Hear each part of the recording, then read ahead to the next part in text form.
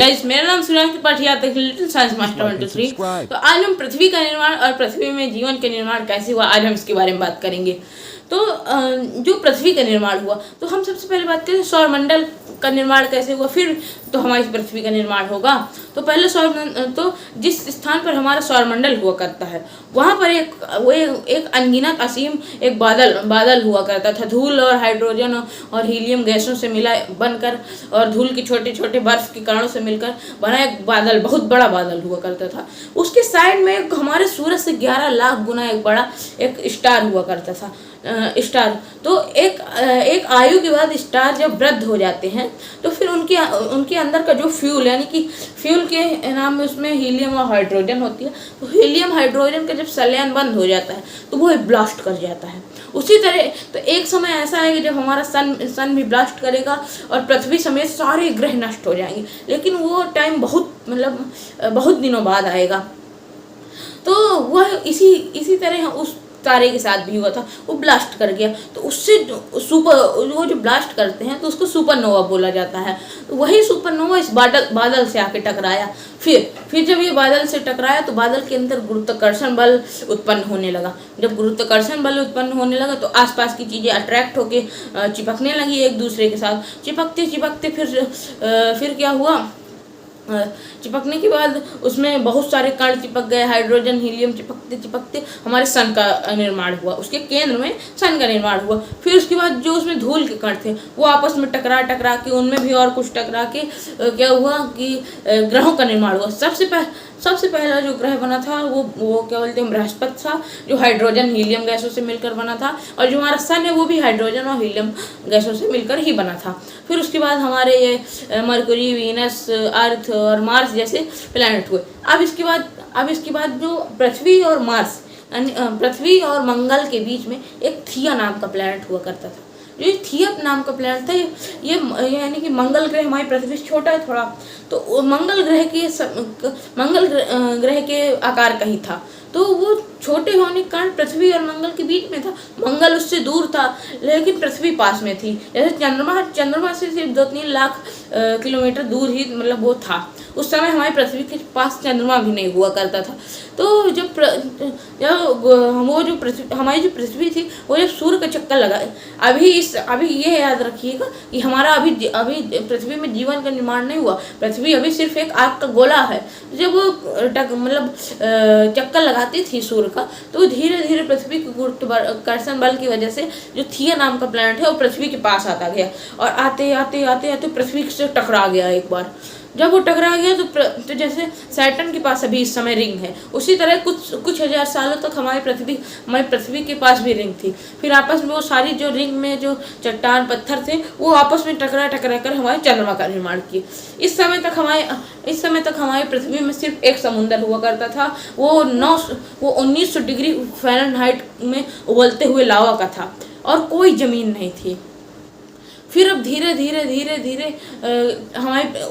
पृथ्वी में मीटियोर्स गिरते रहे, यानी कि एस्टेरॉयड गिरते रहे। उसमें मुख्य रूप से नमक, पानी और मिनरल्स थे। जब गिरते गए, तो लावा में गिरते गया, तो कुछ समय तक उसमें कोई बदलाव नहीं आया। फिर गिरते फिर क्या, पानी की वजह से लावा सूख गया और लावा पृथ्वी की कोर की तरफ जाने लगा। फिर क्या हुआ, फिर उसमें हमारी पृथ्वी में समुद्र बनने लगे, यानी कि अभी तक जमीन भूमि का निर्माण नहीं हुआ, अभी सिर्फ समुद्र बनने लगे। अब समुद्र बनने के बाद क्या हुआ, अब समुद्र के अंदर जो छोटे छोटे सूक्ष्म जीव पनपने लगे। फिर उसके बाद सूक्ष्म जीव जो अपना मल निकालते थे, मल के रूप में ऑक्सीजन निकालते थे। तो इतने सारे सूक्ष्म जीव होने के कारण ऑक्सीजन की मात्रा पृथ्वी में बढ़ गई। तो वही जो सूक्ष्म जानवर थे, वही ऑक्सीजन की वजह से फिर मरने लगे। तो फिर उसकी वजह से फिर जब अंदर जो लावा गया था, उससे बाहर निकलने की कोई जगह नहीं मिल रही थी, तो वो फिर वो पानी के नीचे से पानी को चीरते हुए फिर ऊपर से निकलने लगा। फिर उससे क्या हुआ, कार्बन डाइऑक्साइड की मात्रा बढ़ गई हमारे दुनिया में, फिर पृथ्वी में। फिर कार्बन डाइऑक्साइड की मात्रा बढ़ने की वजह से हमारी पृथ्वी में एसिड रेन होने लगी। एसिड रेन के बाद होने लगी एसिड रेन से हमारी पृथ्वी का तापमान जो है वो घटने लगा, हमारी पृथ्वी में तापमान हमारी पृथ्वी का गिरने लगा। अब जब तापमान गिरने लगा तो हमारी पृथ्वी की तरफ, हमारी पृथ्वी एक सफ़ेद बर्फ़ का गोला, अभी तक हमारी पृथ्वी गर्म थी, लेकिन अब हमारी पृथ्वी ठंडी होने लगी। ठंडी हो कि वो हर जगह वहाँ बर्फ़ ही बर्फ़। जो हमारी पृथ्वी का टेम्परेचर था वो -253 डिग्री तक चला गया है। कुछ हज़ार सालों तक -53 डिग्री तक चलता रहा वो टेम्परेचर। और फिर उसके बाद क्या हुआ, फिर एसिड रेन होने के बाद जो सूर्य की किरण अभी हमारी भूमि में आती है तो भूमि उसको अवशोषित करके मतलब भूमि गर्म हो जाती है। लेकिन उस समय बर्फ़ सफ़ेद, यानी कि बर्फ़ सफ़ेद कलर की होती है। जो सूर्य से जो किरणें आती थी वो सफ़ेद कलर चमकीले होने के कारण उसे रिफ्लेक्ट कर देता था, तो ना सूर्य की वजह से ये बर्फ़ पिघल पा रही थी। लेकिन फिर धीरे धीरे लावा की वजह से ये बर्फ़ पिघली। बर्फ़ पिघलने के बाद फिर इसमें जीवों का निर्माण हुआ। फिर उस समय तक जो जीव मतलब जो बचे थे वो बहुत मतलब क्या बोलते हैं बहुत कम मात्रा में बचे थे हमारे जो वो जीव। अब ये जो थोड़े से जीव बचे थे यही जीव आगे चल के हमारे यानी कि आगे चल के यही जीव हमारे पूर्वज बने। अब इसके बाद क्या होता है, फिर से एक बार हमारी पृथ्वी आइस एज में चली गई।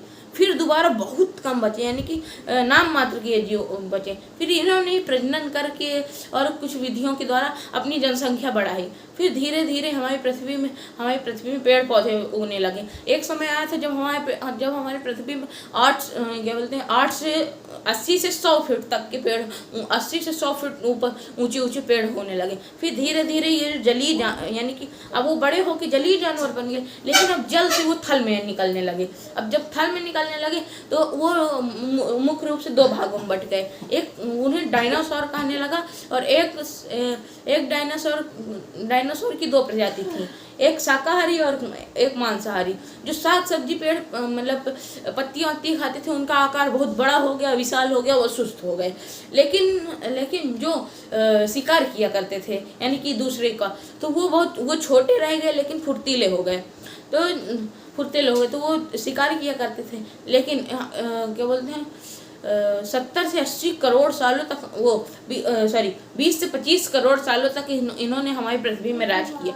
फिर माउंट एवरेस्ट से भी बड़ा 16 लाख करोड़ किलोग्राम का एक पत्थर मीटियोर हमारी पृथ्वी से आकर टकराया। फिर पृथ्वी से आकर टकराने के बाद इतनी असीम एनर्जी निकली कि उससे जितने भी डायनासोर थे सबका अंत हो गया। लेकिन डायनासोर का जब अंत हो गया तो उसमें ये नहीं कि एक साथ सभी डायनासोर खत्म हो गए। धीरे धीरे पेड़ पौधे सब, यानी कि उसके क्या बोलते हैं कुछ हज़ार सालों बाद ही डायनासोर का अंत हो गया। इसलिए क्योंकि पेड़ धीरे धीरे सारे पेड़ खत्म हो गए थे। फिर डायनासोर जो एक दूसरे को खाते थे वही बस बचे थे, जो साग सब्जी खाते थे वो कुछ बचे ही नहीं थे, तो उनका तो अंत ही हो जाना। फिर इन सारे डायनासोर खत्म हो गए, उनके साथ उनकी जो प्रजातियां थी वो भी खत्म हो गई। फिर हमारे मानव का फिर वो कुछ डायनासोर जो बच गए थे और वो ज़मीन के नीचे रहते थे वो उस तबाही से बच गए थे। फिर वही आगे चल के हमारे बंदर बने, बंदरों से आदि मानव बने। फिर उन्होंने अनेक प्रकार की खोजें की। फिर आज ये मॉडर्न मानव यहाँ पर उपस्थित हो चुका है। अब हमने बहुत आविष्कार करने, हमने इतनी ऊंची बिल्डिंगें बना चुके हैं। अब मानव इतना सक्षम हो गया है कि वो अंतरिक्ष में जा सकता है, पानी के अंदर जा सकता है, हवा में उड़ सकता है। आदि चीज़ें होने लगी। तो आज की वीडियो के लिए इतना ही। हम आपसे मिलते हैं अगली वीडियो में।